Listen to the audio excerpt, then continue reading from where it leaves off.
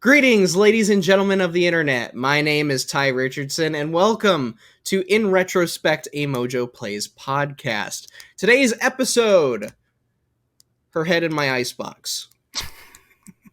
Wait, that sounded a lot better in my head, because it was a reference. Okay, it was a reference to Twisted Metal PS3, and then... Okay. Either way, Mr. MojoPlays, Rob himself, he's just going to call it Twisted Metal. Joining me today in this massive extravaganza of me geeking out over Twisted Metal is my good friend and colleague, Aaron Klein. Aaron, how are you today, my friend? You are joining me on such a glorious day. Oh my gosh, yeah. Talking about a glorious game that doesn't feel old at all. Yeah. The facetiousness on display. I don't appreciate it, sir. This is my show. Yes, I will kick you off. I know you said, I told you I'd be down to play anything, but I got to be honest about this game when we talk about it. Oh my god. Yeah. At least I didn't tell you to play My Friend Peppa Pig. Be thankful. Hey, I'd play it. I mean, at least you played it. Did you platinum it, though? No. All right. Well, I wouldn't expect that from you anyways. I was thinking about it. It looked relatively easy, just a little time consuming. It's very time consuming. Not to get too far ahead into what we're going to talk about and stuff, but like I platinumed it on PS4. I'm currently working on the PS5 platinum trophy. And I platinumed it somewhat naturally. I didn't use the passwords. I know everybody's like, "Oh, just use the passwords. You don't have to do it with every character." No, I want to do it with every character. Yeah. That's the fun part. So, but yeah, in case some of you didn't notice, I am a huge Twisted Metal fan to the point where I have unfortunately Needles broke off. He fell from a height that was too high, so now I just have a torso in there. But I have the Funko Pop Sweet Tooth truck. Nice. I got this off of eBay. This was a Loot Crate exclusive, apparently. This is a little ice cream scooper they sold back when... No, I tore the packaging! I'm trying to, open this thing. But this is a Sweet Tooth ice cream scooper. Oh, that's pretty cool, though. Yeah, here, I'll take it out of the plastic, actually. Yeah, you already ruined the box. Might as well use it. Well, I mean, I've opened this so many times. I just never took it out of the plastic. But, look at this. That's awesome. Oh, yeah. It was, I have that, and then I have the original games on PS1 sitting on the shelf behind me. Unfortunately, the only ones in their original casing are the bad ones. So, that's, let me tell you, finding a good, reasonable price for Twisted Metal 1 and 2, if I can get this damn scooper back in the packaging. Yeah, when you were asking me about this game, I was like, okay, I own 3 and... black physically, and I was like, okay, I'm just going to go to my local store and pick it up, and then I saw the price, and for a loose copy they were $20.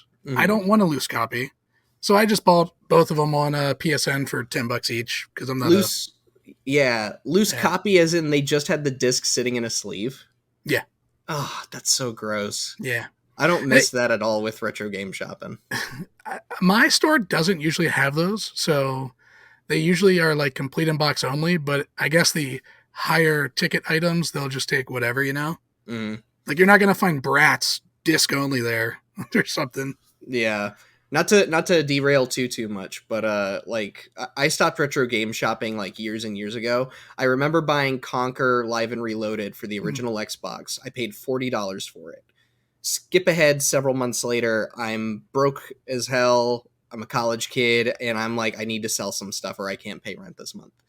And I sold my original Xbox and all of the games that came with it. The store only gave me $60. I'm like, you basically gave me a refund on Conquer. Yeah. And then $20 for everything.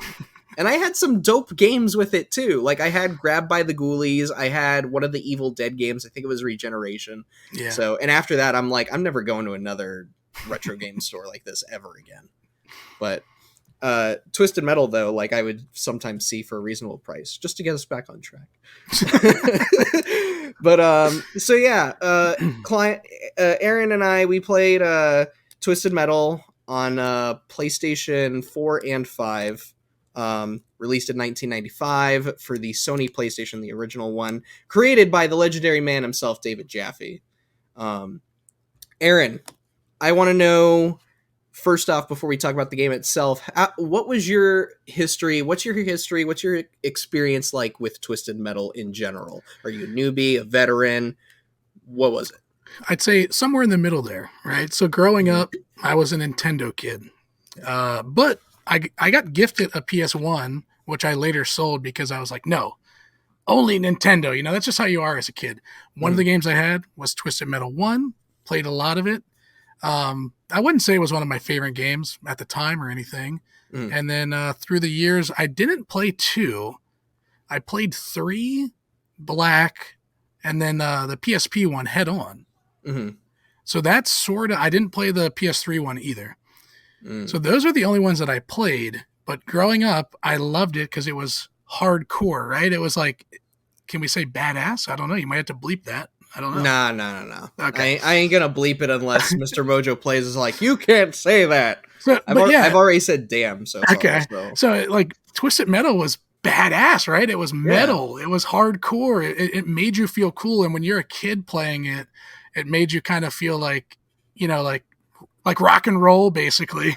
Yeah. So eventually I did sell it, and then I just played it at friend's house. But so my experience with Twisted Metal, the whole series, is somewhere in the middle. This wasn't my first time. It was my first time playing 2. I did play 2, but I'm not as hardcore as you for sure. You know, it's funny, you know, I've told you and the rest of the MojoPlays team, you know this. I love Twisted Metal with a burning passion. This was not exactly a franchise I grew up on. This franchise eluded me for much of my life. Like, really? It wasn't until high school when I finally got the opportunity to play one of the games. Me and my dad, we were at a pawn shop. Like, for some reason, he just wanted to spend the whole day going into pawn shops and checking stuff out. And in one of the stores, they had a copy of Head On for PS2 for $5. And I'm like, wait, I recognize this. When I was a little kid, I had a demo disc on PS1. And on the disc, there was stuff like you could play through one of the levels from Crash Bandicoot. There was Ridge Racer, Revolution on there as well. A few others. And then they had a video, a trailer for Twisted Metal 2. And I remember seeing it as a kid, and I'm like, what? Like, it looked so cool. Yeah. So cool. And all the different weird cars. Like, there was a hearse, a monster truck, a bulldozer that could pick up and slam stuff, a guy strapped to 2 large wheels. Yep. I'm like, what the hell is this? And then I see this game in the pawn shop. I see the PS2 version of Head On, and I'm like, that's that game. Oh my God. So I bought it. I brought it home, and I remember my brother looking at it, and he was unsure of what to think of it. And I'm like, okay, I had to explain the whole thing to him. He's 7 years younger than me, so even at that time, he had no idea what this thing was. So I had to explain to him and be like, this is why it's so cool. This is why it's cool. And I booted up the game, and he became a fan as well. Not as intense as I am, but there were many times where him and I would do co-op for Head On. And that's like some of my favorite gaming memories. But from then on, I've spent a good chunk of my life trying to hunt down like every physical copy possible. So yeah, I have all 5 of the PS1 games, the first 4 and Small Brawl. I have Black on PS4 digitally. I want to get the PS2 copy. I could have sworn I had the PS2 version at one point. I wonder if my broke college self had to sell that. And then I got Head On buried somewhere in there. And then just the other day I bought the PS3 version digitally for like $10. You can get it on PS3's digital storefront. Cool. I still want physical copies though. Like ever since I got Head On and I started playing through all of the franchise, like Twisted Metal is like a huge part of me now. So when I messaged Rob being like, can we do an episode on Twisted Metal because people seem to really love the show, and he got the yes, I'm like, yes, Yes. I was thinking this would never happen. Like when we were starting to do the podcast, I thought the show was gonna suck. So I'm like, dang, we're never gonna do Twisted Metal, are we? So I'm really happy, even though you have implied that you hate this game with all of your heart. Yes, it's I'm true. glad that we're here and talking about it still. So tell me about how you approached the first game. We'll get to Twisted Metal 2 later, but for now, let's focus on the first game. Tell me how exactly you approached it, what you chose for your first vehicle. I know you said you played on PS4 or PS5. I played on PS5, yeah. Mm-hmm. So when I started it, I got it digitally. I think I said that in the podcast. I'm not 100% sure, but either way, number one was mainly a refresher, right? Mm-hmm. I ran through it once with Yellow Jacket. That's the taxi cab. Yes, that's a taxi cab. That was my main when I was younger too. I don't know why. Like, there's so many cooler vehicles. Yeah, but it's just you chose what my buddy Spazbo he calls it the Kool-Aid Man vehicle because every time he does the special, he goes, "Ooh yeah." Yeah, I don't know why he's like my main in that one. But it's probably just the color. Like everything else is a little darker, and his yellow just sticks out. I don't know what it is. Now that you bring it up, he does kind of stick out like a sore thumb. Yeah. Like you have, you got Roadkill, which is like the Mad Max token vehicle, and then you got the cop car, the black big rig, and then Sweet Tooth, of course.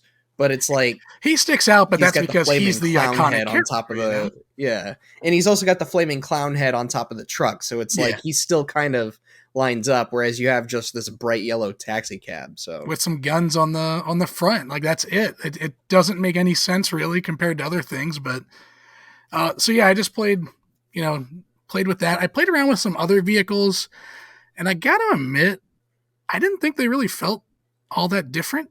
Mm-hmm. Obviously some were probably a little faster or whatever, but other than their looks, they didn't really feel any different to me. I can sort of understand where you're coming from. Perhaps I'm getting like too deep into the thick of it.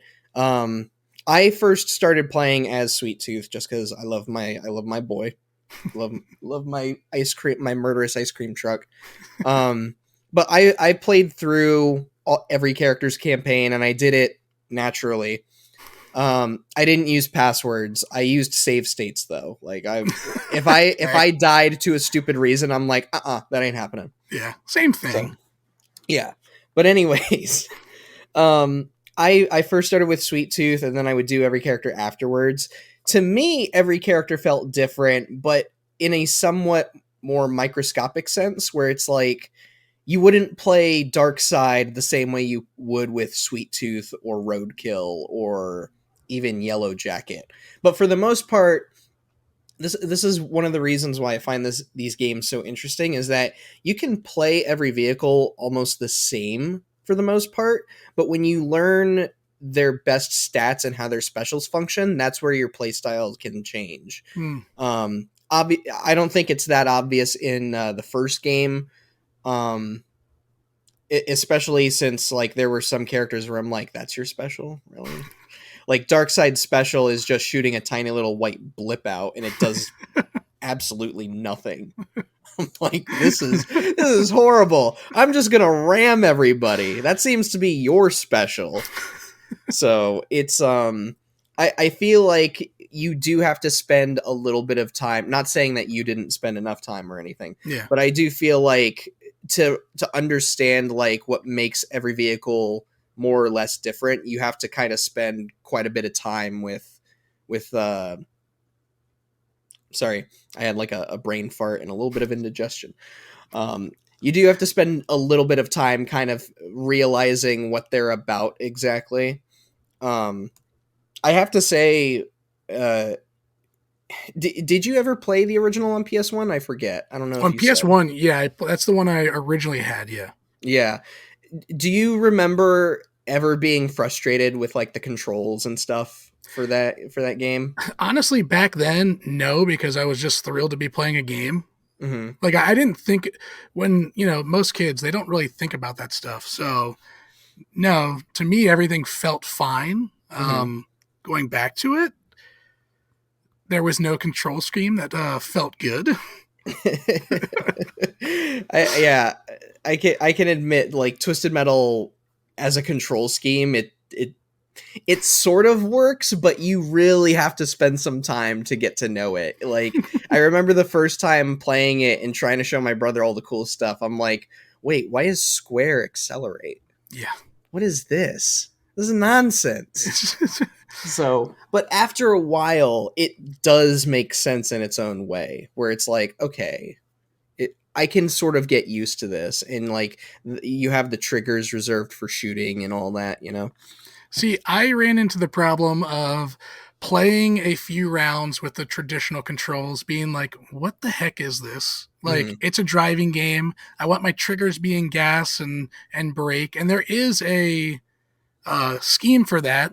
But then I was like oddly trained to hit square to go, so I was like, even after changing the control schemes, I was still hitting the old controls, which was like, I couldn't win, man. It was like, no matter what I did. So, Yeah, you really have to play it with default controls, I feel. Like, I've seen the other control schemes and I'm like, none of this makes sense. But granted, I've also been playing this quite a bit throughout my life now. So it's like it makes sense to me. But yeah. I I only ask about the PS1 thing because, like, several years ago, when I used to do streaming, I would do this thing called Twisted Metal Thursdays, and I remember booting up TM1, and it just felt impossible to play. I don't know what difficulty you played on. I think I tried playing on medium back in the day, and it just did not work out in my favor. Like, just the PS1's visual output was not good. I mean, I know it's 1995, but it almost made the game unplayable. Versus, I play it on PS5 here, and it's like the visual clarity suddenly made the game better for me. I don't know how you feel about that. But I felt like I could at least see everything. I could anticipate enemies a lot better. Um, so Gotcha. yeah, When it came to that, just because of how pixelated it sort of like things were, mhm. and it had the weird thing to where like no matter where you are, Sweet Tooth's like head is like this, right? It never turns. So there was Yeah, that actual like 2D element on trying to be 3D. I mean, it mhm. was 3D, but I actually didn't like the way it looked playing it on the PS5. Really. Yeah, it like looked a little too clear, which like sort of seemed to like make the pixels like it lost the charm to me. Like just there's something about throwing it on a CRT and having it kind of look like crap, but end up being good because that TV. Mm. I I can understand that sentiment. Like, Rob and I, we were talking on the last episode we did on Banjo Kazooie, which, if you haven't, I highly recommend checking that out. That was actually like a really interesting conversation we had. We talked about the lost art of 3D platformers, basically, and we were talking about how old graphics kind of play in favor to those games, where, because of the lack of detail, your imagination fills in the blanks somewhat. Do you feel like that's sort of why you didn't like how Twisted Metal looks on modern hardware? No, because when No? you look at a level, it all of the levels are pretty well detailed for, at the time. They're not going to be like a PS5 game or anything, but Oh yeah. Look like at the skin pores on that dude sitting on the bench. yeah, but like Wow. you saw 1995. you saw the dude on the bench, right? Like there were people, there were like dogs crossing roads, like buildings had textures, and in their windows you might see like you're looking at a bookstore or something like that. Like it had detail, but Mhm. it was the detail of the details, if that makes sense, weren't as detailed, I guess. So basically what you're saying is like they leaned too much on the visual fidelity, and that's I where the game from sort of shows its age a bit. in the graphics from what I remember. Now I'm also remembering Mm. what a 1995 game looks like that I haven't played in years. So, but yeah, I just feel like all the sharpness and everything. I'm not sure if you can turn that stuff off. I know you could on like PS3, You but can the PS5 and PS4 versions, they do come with some settings for like making the game look a little more natural, I guess. Like I was fiddling around with them for a PSP game recently. I was playing Killzone Liberation, okay. and I'm like, I wonder if there's like any visual settings in here. And I saw that you can add in scan lines, you can change the aspect ratio. So I think you can recreate the original look in some way. I chose not to do that. It's like I want to see every pixel because playing it on a CRT was next to impossible for me. Like I said, when I was playing it on native PS1, it felt incredibly difficult, not because the AI was like hitting harder than usual. It was more so I couldn't properly anticipate where cars were, even Mm. with the radar. So, like, by the time I realized, oh, Outlaw is 2 feet in front of me, like, he's already zapping me and launching missiles and all that crap. And I'm just sitting there with a delayed reaction, and I'm already down to a quarter of my health. And it's like, I can't play this game. But here on PS4, PS5, because of the visual clarity, I feel like the game is a lot more fair now. I don't know. Maybe that's just me being blind as a bat. I mean, friggin'. I mean, I mean to sort of put it in perspective, like I have a whole like CRT setup, right? Mhm. I have a 32-inch CRT, and then I have a tiny little like I think it's like 11-inch or something like that. Mm. So I do play CRT stuff more. So I don't know if it's like I So don't know how. you might be used to it then. Yeah, that could be. So, and like I don't even really like playing like the older games on Switch Hmm. on their like little online thing. Hmm. I'd rather play them on my CRT. Now some of them I do just cuz convenience, but Hmm. I think like when I play Mario, it looks better on a CRT compared to the Switch. Same with Twisted Metal if I was to play it on a PS1 on my CRT. I gotcha. Um, Sorry, I'm like trying to keep track of where we're at. I have like a whole thing here. Oh, one thing I wanted to ask you was there were so when I was playing through this, right? I was hanging out with Spazbo and a few of our other friends and stuff. And he's watching me play and he goes, "Oh, did you know that you can like why aren't you playing with the rear view mirror?" And I'm like, "What are you talking about?" And he goes, "Just press these two buttons." And I'm like, "What?" And sure enough, there's like a rear view mirror that pops up on the top right corner. And then he goes, "Did you also know you can go into first person mode?" I'm like, "What?" Yeah, I did not know that stuff either. Yeah, I wanted to ask you if you found that stuff out because I've been playing these games for half my life now, and like I didn't know about these. And when he told me about the first person mode, I'm like, "This is so cool!" And it made the game like 100 times better. And I started playing the rest of the game that way for like what all the other vehicles. what like how first person is it? Like you can't see the hood of the car, or you're like in the bumper, or what It are is where are you? you are in the driver's seat, Oh, cool. and they have a unique HUD for all of the vehicles. So like I first did it with Roadkill, and when you go first person with that car, you can see like all this trash on the dashboard Oh man. and everything. And they even animated the hands and steering wheel for whenever you turn. And they have like the whole windshield cut out, so it's like you're in the car. Like there That's was a whole awesome. level of immersion that I didn't know existed, and it was so cool that I wound up playing every single car that I needed afterwards, like half of the roster that way. And I'm gonna have to check that out for sure. yeah, I would recommend like if you give that a shot, I think maybe you might love the game just a little bit more. But I do have to ask, what was your biggest problem with this game? Because like I said, you've implied earlier like you didn't love it as much as I do, and I doubt that it's just in visuals, right? No, no, Yeah, no. like There's two main things. okay, shoot. First of all, the controls, man. they are just they show their age, like they do. And like I said, even when I switched to a more modern control where the right R2 is gas, for some reason I kept going to square for it, but when I was doing the original square as gas, and was it down or circle for whatever, it doesn't matter. It just didn't feel right, because like I love racing games, so when I see a car, my mind just goes to triggers, right? Like that's what it is. Mm-hmm. So that was one of them. And the other thing that I really didn't like was the levels felt too big, in my opinion. Like the first level in one, the arena, was perfect. But then you go to the next one, which is like the warehouse district.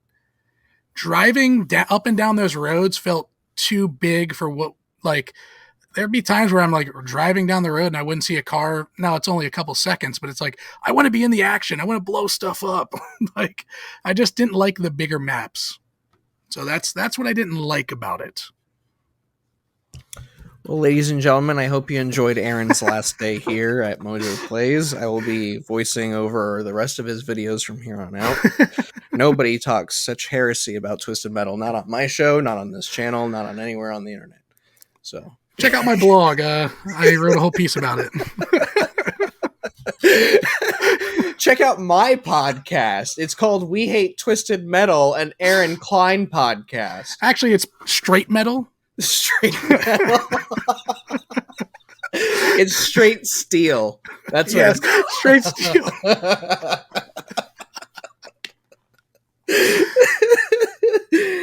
No, I totally get where you're coming from. As much as I do love this franchise, Twisted Metal 1 is like the least well-aged, I guess. Like I said it in our video where we ranked all of the Twisted Metal games, where it's like, TM1 is great, but you need to play it knowing that not everything is going to be perfect, because 1995, at that time we were still trying to figure out game language. And on top of that, we never had a game like this before. Like, the closest we had was Mad Max on NES. And even then it was, not to this degree. It wasn't a vehicular combat game necessarily, and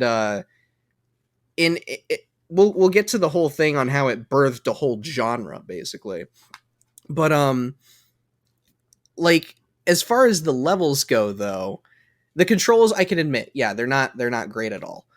Even I struggled a few times. Like, some of those save states I was doing, it was because I like fell on the rooftop level a few times, and I'm like, no. I'm not letting controls get the best of me here. No. But levels, I can see a few maps that would be kind of a headache to deal with. Specifically, Assault on Suburbia, and then I forget the name of the one where you're on the highway the whole time. Okay. But there were a few runs where I'm sitting there and I'm like, where the hell is Pit Viper? Where's Mr. Grimm? Like, I'm sitting there and I'm following them on the radar, but it feels like I've done a whole lap around the map without seeing them. So I can see the level design feeling a little bloated at times. I personally didn't like the arena.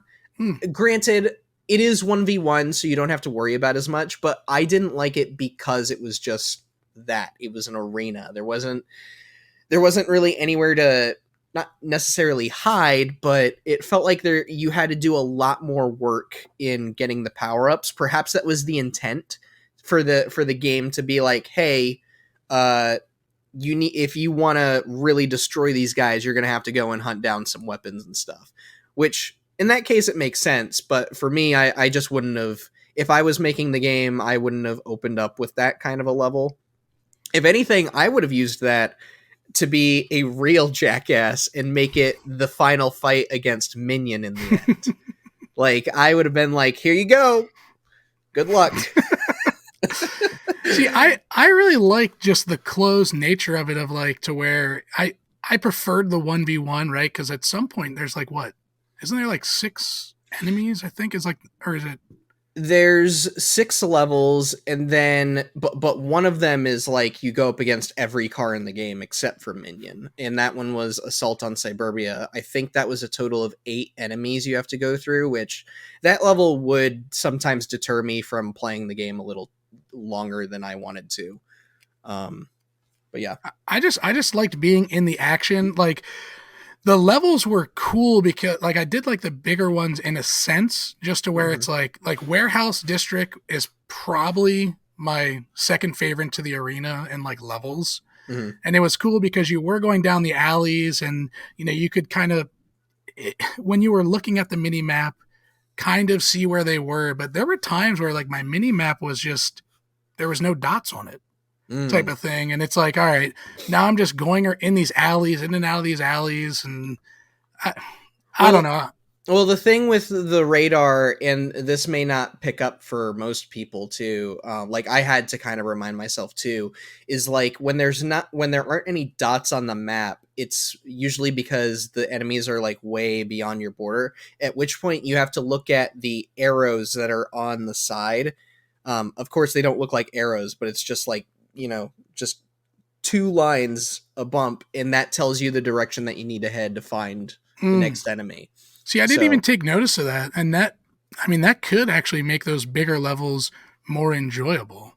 Yeah, but that kind of cycles back to what I was saying earlier, where it was like the highway and Assault on Suburbia, those two are pretty big, and it would feel like I would do a whole lap around before I finally found the dude, even though I was following the arrows, where I'm just like, where the hell is this guy?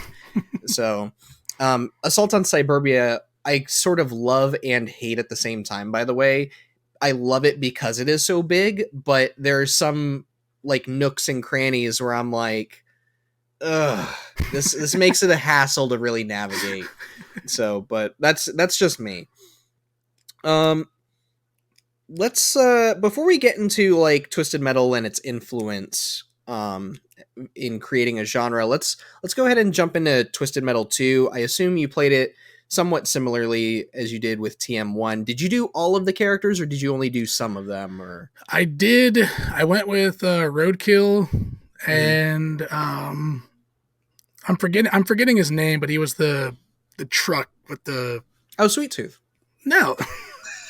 The monster truck? No, the like construction truck or whatever. Oh, Mr. Slam. Yeah, he was cool. But then I was just Roadkill, and first of all, is Roadkill special just a boomerang? Yes. Okay. This is the sad part about Roadkill, okay? Is that he is admittedly one of the coolest cars in some of the games.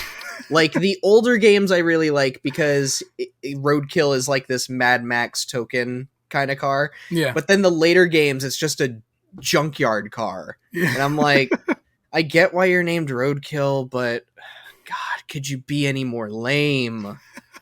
Yeah, it was like when I used his special, and I even think it came back like a boomerang, if I'm remembering correctly. Yeah. Like I was just thinking, like, that doesn't even make sense for like name your car like Kangaroo or something, Australia type stuff. Like, yeah. Make it go crikey when it shoots out. Yeah. So, but I played through it. I didn't beat it. Okay. But that was because, again, the controls, I felt like I was fighting them. A little less so than the first one, because I did play Twisted Metal 1 for like a day or two, and then Twisted Metal 2 basically my weekend. So I was a little like, it was still a little weird because the triggers, man, they have to be gas. Like, but I did get towards the end. I forget where I left off, but I didn't beat it. Would that be Holland by chance? I honestly don't remember. No. Was it the stage with the windmills? No. Oh my God. It wasn't Tokyo, was it? No, it wasn't Tokyo. Okay, so earlier than that. Oh God, you're killing me. I'll try to figure out where it is real quick. Okay. While you're doing that, quick. I was dying a lot in 2. Like, I could not hang at all with 2.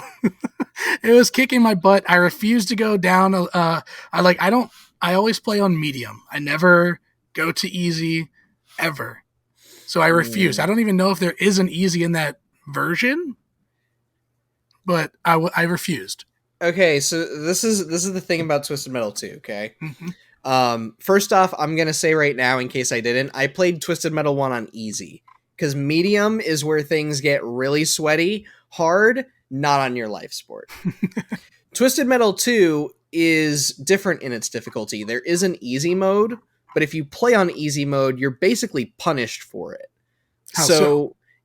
Well, when you get to the stage, when you get to Amazonia, which is where you fight Minion, and you beat Minion, the game ends there. And Jaffe, in all of his glory, comes out and is like, "No, you wanna see the actual ending? You gotta play on medium. Get good." You actually see him? He's like no, in the game? You don't see him. That would have been amazing. No, I was just painting a picture. It would be amazing though. Jaffe like descends down from the heavens, like cross-armed and everything. Yeah. He's like, "No." So come on now. The stage that I ended on and did not beat was the Amazonian Firewalk, which says that it's stage 4.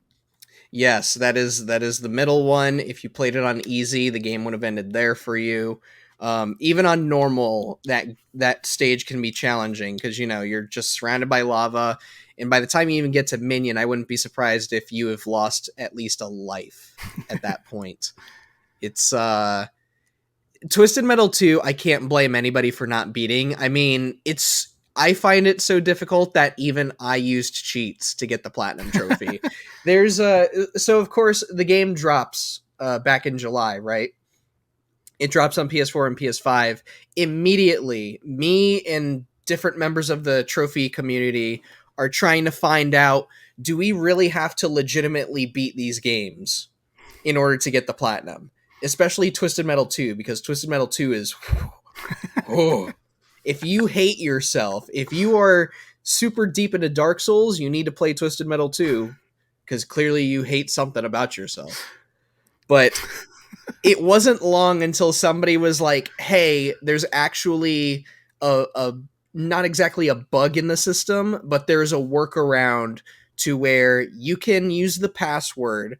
Every character has its own set of passwords, by the way. So use their password to get to Dark Tooth at the very end of the game. Activate God mode. And when he goes into his second form, get him down to his last little sliver of health. Deactivate God mode. Let him kill you. The game will reset with Dark Tooth at his last sliver of health. Just beat him legitimately. Don't activate God mode. You will pop the trophies for the story mode. And thus the workaround for the platinum.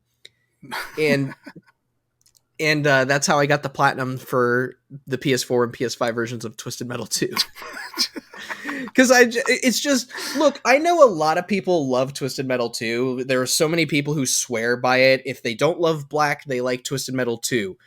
I don't think it's the best one, personally. That difficulty is way too much. It is way too demanding. It's why I didn't put it in the top 2 spots. And it's why, not to sidetrack too much, but it's also why Black didn't hit number 1, guys. Difficulty's not always a big seller. So, but anyways, I digress. So don't feel bad about not beating Twisted Metal 2. Oh, I never would have, but no. Oh no, yeah, I know you hate this franchise. Like, you're sitting here trying not to vomit from my fan. It's not a hate. It's just I want to play villainizing you so much this episode. I really want to play the PS3 version, right? I've just never played it. Just because I'm sure by then it was modernized a little bit, compared to, I mean, it's going to still play pretty similar, I would assume, but a little bit. It's funny you mention that, because now I think back to all the times that I've seen people kind of dissing on Twisted Metal PS3.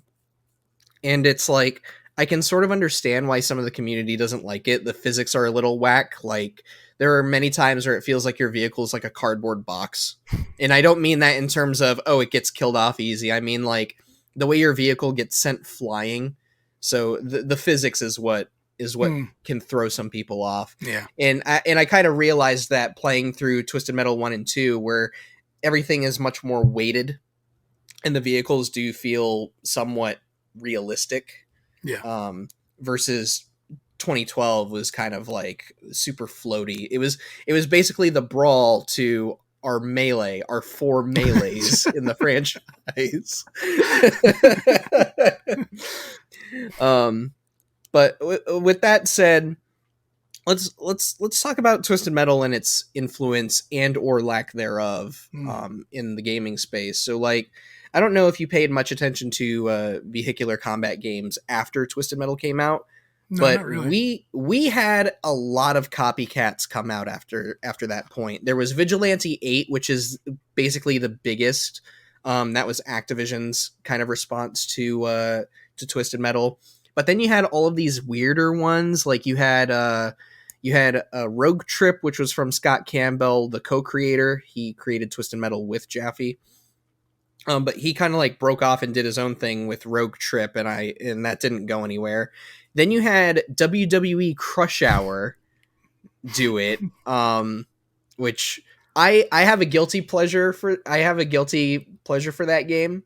I love it because it's so stupid, but I can understand why many people are like, this ain't it. But the weird part about it is that Twisted Metal's basically like Vigilante 8, I know has its own dedicated fan base and everything, but Twisted Metal kind of went uncontested with this genre, this vehicular combat genre. You had so many copycats come out, and even today you have some people trying to make a spiritual successor and to no avail. So I'm curious from your perspective as an outsider, essentially, like, do you feel that there is a place for Twisted Metal in this world, given that it was kind of its own thing, and despite many people trying to challenge it, it just kind of had its reign and then just sort of went away? I just want your thoughts on, like, so, you know, people call it an important game and everything. It's hard because we haven't had a new game in 11 years now. Well, just because a game's important doesn't mean we need more of it, right? If it's important, right, it could influence other things, but it is sort of the only I've heard of Vigilante 8 and the WWF game or whatever, but it's like out of those games, there is no other game in the genre, right? Mm-hmm. And when you have something like Destruction All-Stars, right? That's sort of in the same thing, but that was like Derby, right? That wasn't It was Destruction Derby, and it was a lot more team-based. I would not... Yeah. Like, I know we did a video a few years ago that I wrote and voiced and everything. That was Destruction All-Stars should have been Twisted Metal. I feel like some people were confused by that because I noticed some comments thought I was trying to compare the two as in, look, this was Twisted Metal and it's the same thing, when really that wasn't it. I was just trying to make the point of, why didn't they just make a Twisted Metal game instead of this thing? Yeah. So... Yeah, I mean, I feel that way too, because I played Destruction All-Stars hoping for something close to Twisted Metal, right? Mm-hmm. And it sort of set itself up that way too, to where it's like, hey, you know, you're going head to head with these guys, and I don't remember the teamwork being pushed on us as much when they were like showing it off. It was kind of just like, go in, destroy these cars. But right. Back to the question, should there be Twisted Metal? If there is a fan base for anything that is first of all, an IP that I'm pretty sure Sony owns, right? Yeah, Sony does own it. It's funny. There's an episode of Sacred Symbols, a PlayStation podcast, which me and Aaron both are big fans of. Mm-hmm. And they put out an episode on the making of Twisted Metal, and in that episode, he and Colin Moriarty and Gene Park, they talk with David Jaffe about the making of the game, right?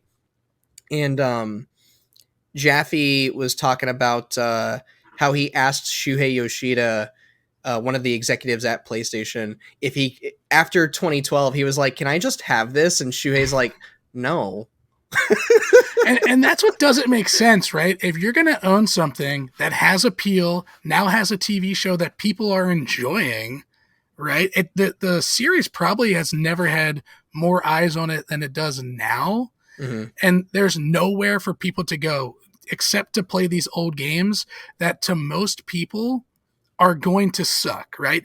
If you get a casual guy that has a PS5, he watches the show and it's like, oh, like let's go get that, and they get Twisted Metal 1, or I don't even know which ones are on PS5, but they're not going to like it, right? They want polished stuff. They don't care about the history of it or anything like that, most likely. And I hate to say it, the way that Twisted Metal could probably come back is a live service game. I wouldn't like it, but it makes sense. I have some information that might shock you. Okay. So you say who, with all eyes on the franchise, who would want to play these old games, right? Mm-hmm. I've been like checking PlayStation Store every single week ever since they put out the new games.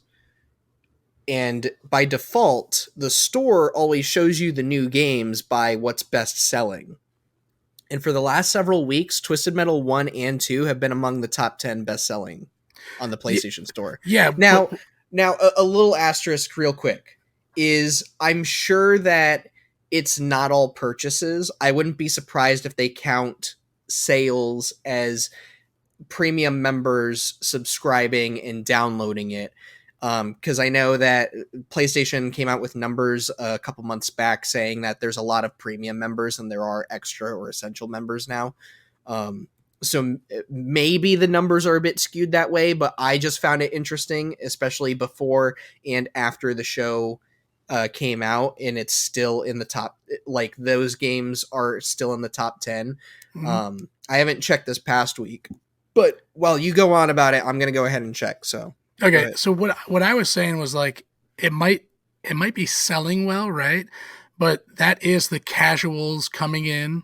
So watching the TV show, wanting something that's funny and silly, and the old games, they are silly to an extent. But if my younger brother, who I would consider a casual gamer, he plays Call of Duty and sports games, and if he went and played that, he wouldn't like it, right? It's not polished for today's standards. Back then it was, and for people who go back and are the hardcore, we can appreciate, I feel anyways, we can appreciate older games for what they were, knowing the capabilities of the machines back then. Mm-hmm. So the sales could be those casuals just coming in, but how long are they playing them? Are they fans now? True. I think this is where I agree with the last part of your whole thing, is I feel there is a future for Twisted Metal. It's just, it's taken so long because live service games weren't a thing after TM12. And now that we've seen how a live service game should feel and how it should be modeled and everything, like, just before somebody goes into the comments, we know there's a new Twisted Metal in the works. There was a leaked document. It's been talked about to death. Jaffe confirmed it himself several times on his own show. So it's like, we all know it's coming. And I know just a little bit more information that, oh yeah, it's definitely coming. I'll tell you afterwards. Okay. Fine. But yeah, like Twisted Metal, the only way it can survive these days, besides porting all the old games to the newer hardware, is a live service model. If you make a new Twisted Metal, it has to be a live service. Otherwise, you're not getting anybody to join. Like, even if you were to do what Destruction All-Stars did, charge $20, and then, so on and so forth. Even if you did that model, it wouldn't work out. Sony's going to need to make it free to play. They're going to need to promise, hey, we're going to add more vehicles in. And also, don't do what Destruction All-Stars did and charge for a story mode. Don't do that. I found that to be the dumbest thing in Destruction All-Stars. Yeah. Like, oh, God. Yeah. Destruction All-Stars was originally a $60 game, but then the backlash came, then it got pushed back and everything. Yeah. And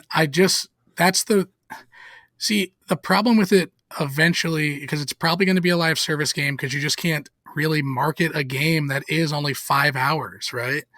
Right. And you can't really push Twisted Metal to be a 10-hour game and keep the fundamentals anyways. I mean, I guess you sort of could if you make it open world or something like that, but Right. That was, sorry to interrupt you. oh, that's okay. That was sort of the problem they realized, I feel, with Twisted Metal PS3, is that they tried making a full on story mode. And I feel like that was probably a problem with, the later games as well, like with Head On, I'm sure, of like, you can only ask a player to replay the same thing so many times. They have to, at the end of the day, they have to find their own fun in it. And sometimes the player's not willing to do that. Mm-hmm. You have to find a way to keep showing them cool stuff. And the only way Twisted Metal is going to do that in this day and age is make it an online free to play game and just consistently update it with new maps, new vehicles, do your battle pass.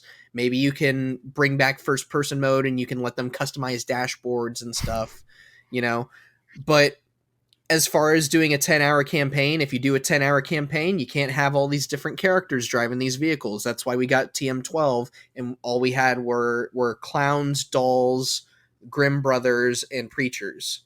We didn't get the colorful cast of like Krista Sparks, Mr. Slam, Mike and Stu, so on and so forth. So I agree with you. I totally agree with you there of like, they can't do a 5-hour, you can't do like a 1 hour to 2 hour arcade ladder. You can't do a 10-hour story mode that's super cinematic and everything. Like, you're gonna have to do like a challenge mode basically, or you're just gonna say, screw it, we're not doing any kind of single player mode. Again, online multiplayer free to play game. So I think if they can structure it like sort of like Rocket League, mm-hmm.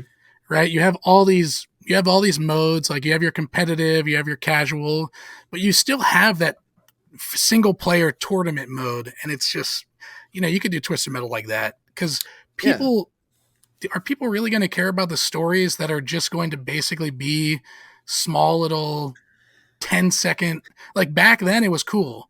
Right. But 10-second little clips of just like, yeah, this house caught on fire, so this person's out for revenge type of thing. You know what I mean? Like, well, I think the point that people loved with the stories were just like the different ways Calypso would screw over contestants. Because like the whole joke with him is, oh yeah, I'll grant any wish that you want. Just be careful with your wording. So like, in TM12, Mike and Stu are like, we want to fly, man. And he goes, all right, your wish is granted. And they jump off the building, and Calypso's like, I got you plane tickets. Oh, well. But like, that would not be good enough for most people nowadays. It just wouldn't. Yeah, I can see that, like I feel like you would chase a lot of people out just being like, here's a 30-second joke, and people walk out and they're like, that's it? That's what I get for sweating my ass off?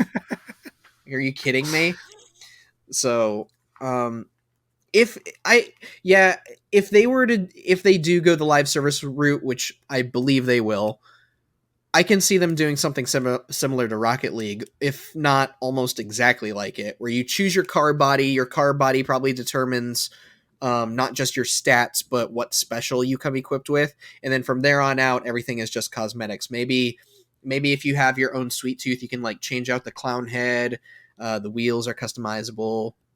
Maybe you can switch sound effects even. Like, there's so many different ways that you can make Twisted Metal a good monetizable live service game. And hell, I'm willing to, fork over some money to get, I don't know, the clown head from Head On or something, like you can do a lot of cool stuff with it, because even Jaffe has said this, like with Twisted Metal, the vehicles are the stars of the game. And the only way that you're going to sell people on it these days is to be like, look, we have these awesome vehicles, plus you can customize them. And that's it. That's all you have to do. Yeah.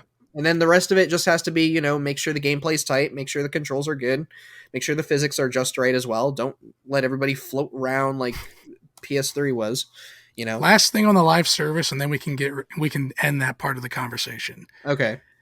If there are any PlayStation cosmetics, I am a sucker for that. So if I can see, like, I don't know, like Sly Cooper hanging out the back or whatever, like that's why I go.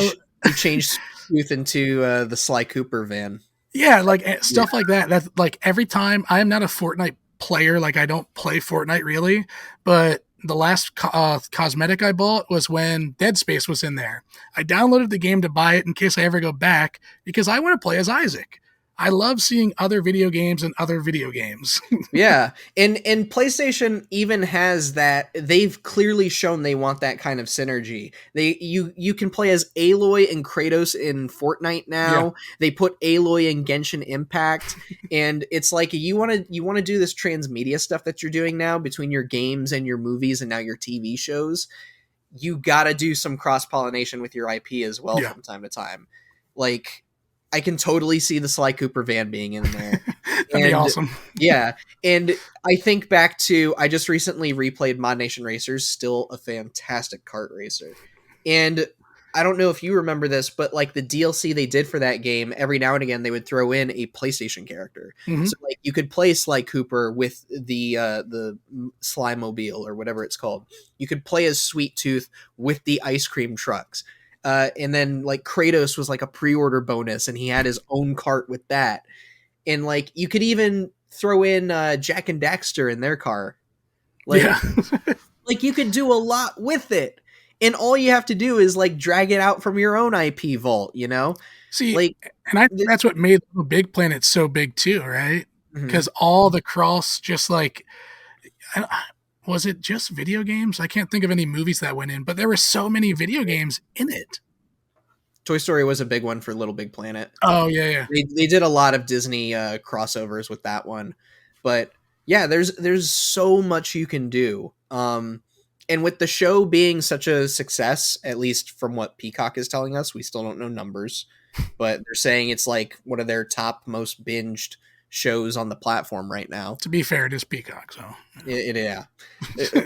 Not to derail too much, but like a year ago, I remember when they announced, "Oh, we're putting it on Peacock," and I'm like, "So you want this to die?" Is what you're saying. Thanks, my beloved game, and you're sending it out to die. Yeah, thank you. Look who's laughing now, Sony. Yeah, exactly. No, I'm sure they were like, yes, this is good. We're happy. I'm just being unnecessarily hostile at this point. All right, Aaron. Well, to wrap up the show, we got one last segment. You and I are going to list off our top 5 favorite vehicles. I'm sure that's going to be a huge challenge for you. So, what we'll do is we'll go back and forth. You do 5, I do 5, you do 4, I do 4, so on and so forth. So... Okay. You start us off. You are the guest. Give me your number 5 most favorite vehicle in Twisted Metal. So like I said, I really didn't feel that much difference between the cars. So mine are all cosmetic of why I like them. And number 5 could be a little controversial, but Sweet Tooth. I mean, he's the iconic character. When you think Twisted Metal, you think Sweet Tooth. Crazy ice cream clown, and yeah. That would be my number 5. My number 5 is Shadow, the hearse that first appeared in Twisted Metal 2. I love Shadow not just because of the design. Like I love that slick shade of pink and purple that they threw into TM2. Like it looks pretty cool. The only reason I have it at 5 is because the special is very, very risky to use. Like you can actually get yourself killed if you use that too much, or if you're too close to when you detonate the ghost that you launch. So sometimes I get a little too salty about Shadow, and I'm like, you know what? You need to go back in the garage for a little bit. I don't appreciate you. All right, Aaron, what's your number 4 favorite vehicle? Number 4, I like this one because it's so different, I feel. and this was in Twisted Metal 2. Grasshopper. Such a bright car. We were talking about Yellow Jacket being bright. I mean, it's just bright green. Like it almost looks like the freaking RC car from Toy Story. Yeah. Like it just doesn't fit in the world of Twisted Metal, which makes me love it. Like well, I gotta ask, does that mean Pit Viper is also your number 4? Because they are basically the same vehicle, just for some reason they did a palette swap and a name change. It's just the colors of Grasshopper that just like it has nothing really to do with the car itself. I just think the colors are way just too vibrant for the world. I don't know. I like it because of the contrast. Like that's what I like about Grasshopper. It's not my number 4, but yeah, that's I like it too, because it's just like, all right, we're going in to kill, and you look like a toy. Like it could be worse. It could be like in TM3 or 4. One of those games had like a literal RC car as like it was a wind-up car that you could just drive around, and I'm like, this sucks. This is not Twisted Metal. Grasshopper to me is like the big bodybuilder wearing a pink tank top, but it's like you can see it's a crop top too. Right. Like, all right, that looks a little weird, but you can definitely kill some weights. Like, oh man, my number 4 is Mr. Grimm, the motorcycle driver. Yeah.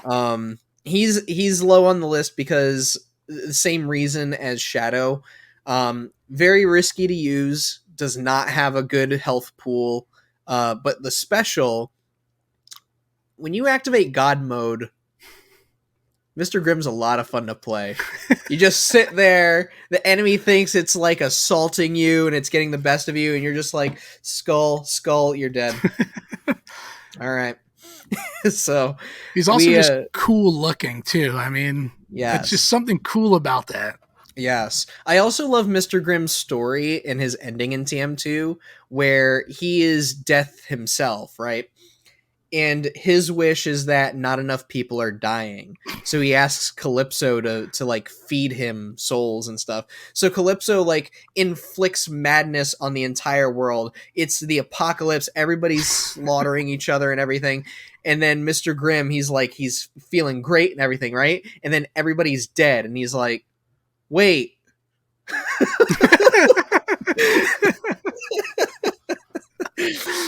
It's like everybody points to the Mike and Stu, the Hammerhead ending. That Mr. Grimm, I feel, is my favorite when it comes to Calypso screwing people over. It's great. I'll have to go back and watch all those. Oh yeah, definitely do. Like they, as short as they are still fun to watch. Yeah. So especially since I'm trying to remember who they got, but I could have sworn like they had like some DC Comics artist do all the cutscenes for TM2. Oh, okay, cool. I think it was DC Comics. I could be wrong, but yeah, so that's why it looks all comic booky and stuff. Yeah. Anyways, what's your number 3 most favorite vehicle? Number 3, my main in number 1, Yellow Jacket. Ooh, yeah. It's just like, the character himself looks like a slob, right? When you see his profile, it's like, dude, what are you doing here? And the fact that it is just a taxi with guns on it. Like, it makes no sense. And it's just the one that I've been playing since I played, the first game. So that will always be in my top. And it's just ridiculous. I can never get behind Yellow Jacket. I really can't. Like, and it's not because of the reasons that you are. Like, watch, somebody in the comments is going to be like, it sounds like Aaron really doesn't like these vehicles. He's complaining a lot about them. I am, but that's what makes them great. Yeah. For me, with Yellow Jacket, it all comes down to stats, and that's why I don't play as Yellow Jacket all that much. Like, even in Black, I'm like, you got the weakest special in the game. TM1, weakest special in the game. I'm like, what reason is there for me to choose this car? I'll just activate God mode.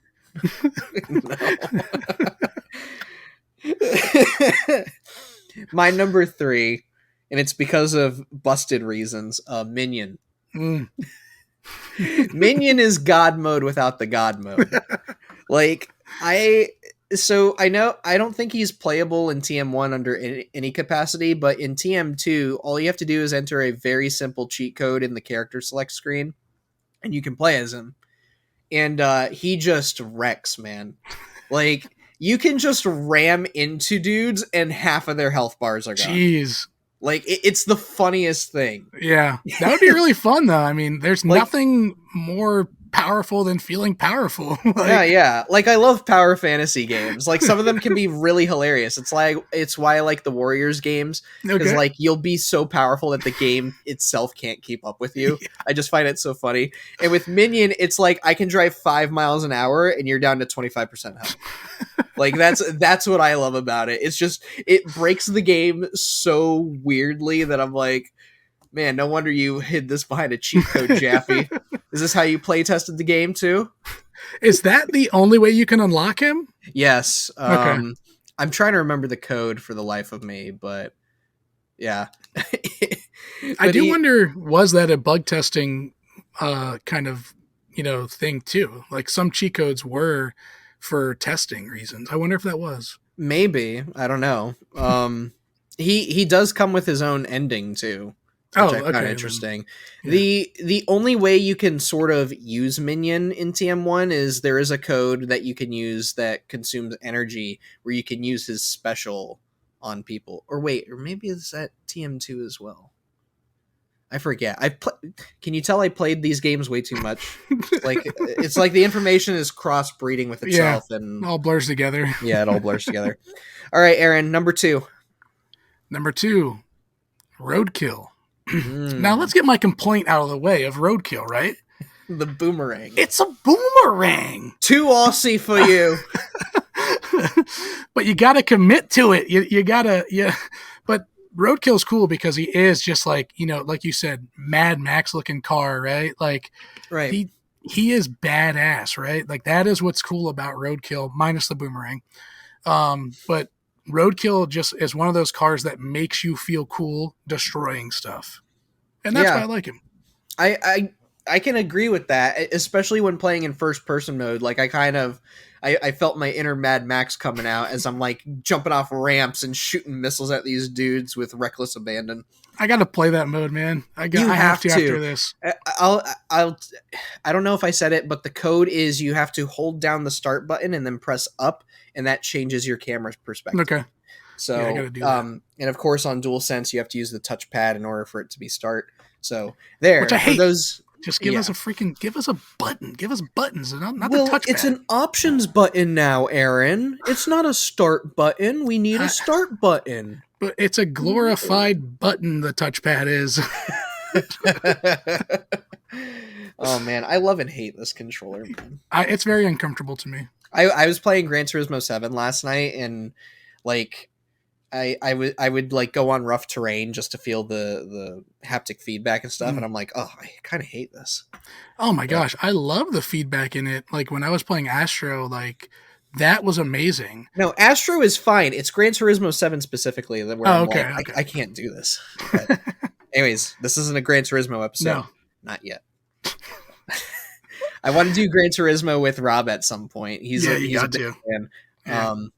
Anyways, my number 2 is Axel. I think you say Yellow Jacket's the weirdest one. Axel to me is the weirdest one, but I love it because of that. It's a dude strapped to 2 big wheels. Yep. Like, it's cool and stupid at the same time. Like, how can you not love it? And then his ending is kind of badass too. Like, the way like he approaches his I think it's his dad, right? Yeah.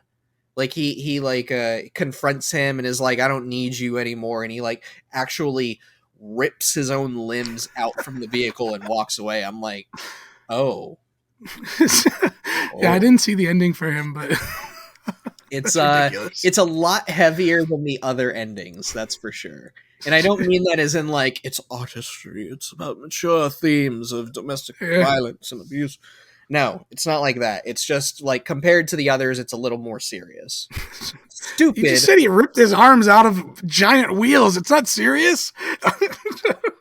It's hard to say, man. Like, I'm just saying, don't expect anything goofy out of it. Yeah.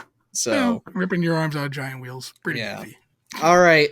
Your number one most favorite vehicle of all time that every Twisted Metal player should play as? Axel, because WTF, what is he? Like, he's on the cover. I love it. It's so stupid. Yeah, he's just strapped to these wheels and like, oh! It's like, is it torture? Does he enjoy just like, have you ever drove like a convertible?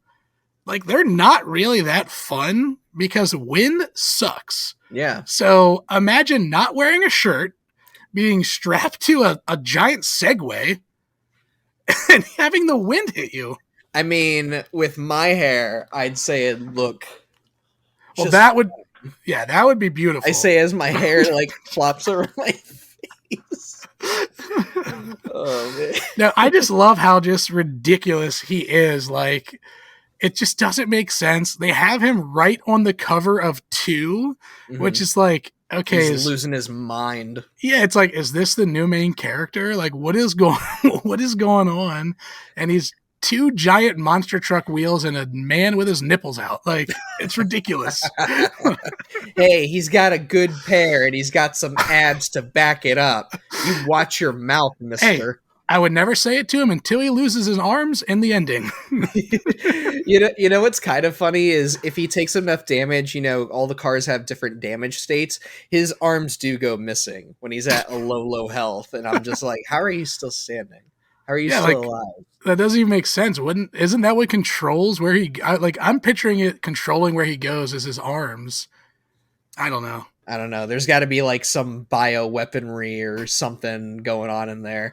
That's like a running joke within the Twisted Metal community as well of just like, how are you not dead? Like, it just takes one bullet to just stop you in your tracks. That's true. There's no health pool. You're completely exposed. He's even more ridiculous than I thought. A naked man with pants, he's not fully naked, on a giant Segway. Yeah. That is Superman. There's going to be like some hardcore Axel fan that we've just pissed off. And he's just going to go off in the comments. And if he does, just know I'm doing it from love because I just love how ridiculous this character is. Yeah. And he makes no sense. No, yeah.